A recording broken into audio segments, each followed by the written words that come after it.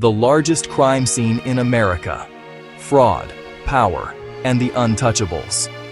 America tells a familiar story about crime. We're shown flashing lights, mugshots, street footage, and courtroom drama. But that story skips over the largest, most expensive, and most protected crimes in U.S. history.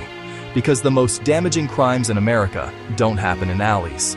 They happen in boardrooms, banks, law firms, corporate offices, and government buildings, and they almost never come with handcuffs. The term white-collar crime sounds harmless. Clean shirts, clean desks, clean language.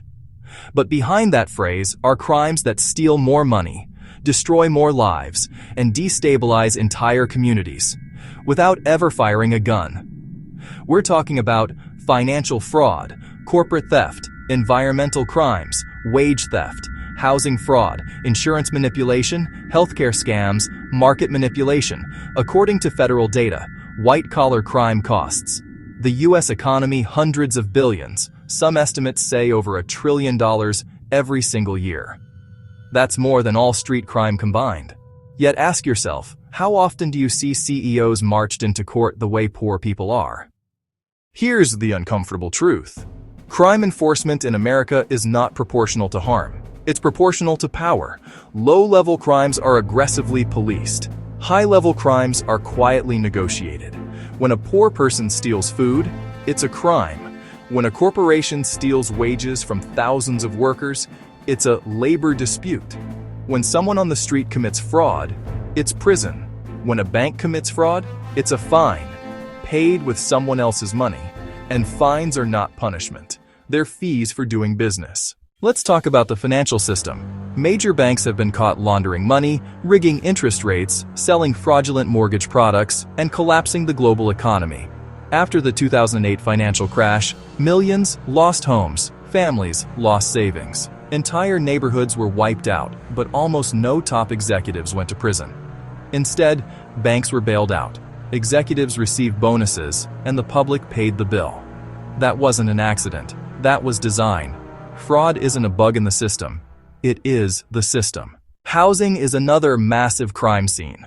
Predatory lending, fake fees, illegal evictions, slum conditions disguised as luxury living, property management companies violating leases while enforcing them selectively. Entire industries profit by cutting corners, ignoring safety, breaking contracts, dragging cases out in court until tenants give up. This isn't random misconduct. It's organized exploitation, protected by complexity and legal delay. And when tenants fight back, the system suddenly slows down, sometimes to a complete stop. Justice delayed is justice denied by design. Some of the worst crimes don't steal money.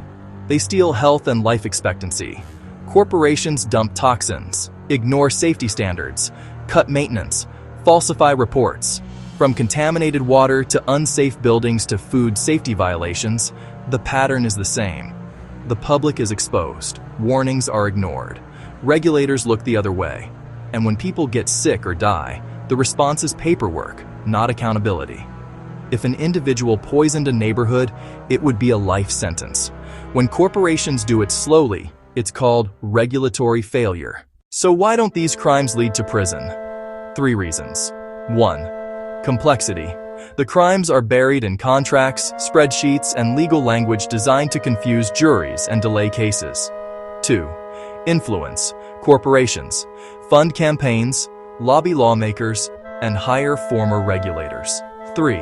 Selective justice. Prosecutors chase easy convictions, not powerful enemies. The result is a 2-tier system, one for the powerless, one for the untouchable. We're often told these are just bad actors, but when the same crimes happen, across industries, across decades, across administrations, that's not individual failure. That's institutional culture, a culture where fraud is rewarded, risk is socialized, and consequences are optional. America doesn't have a crime problem. It has an accountability problem.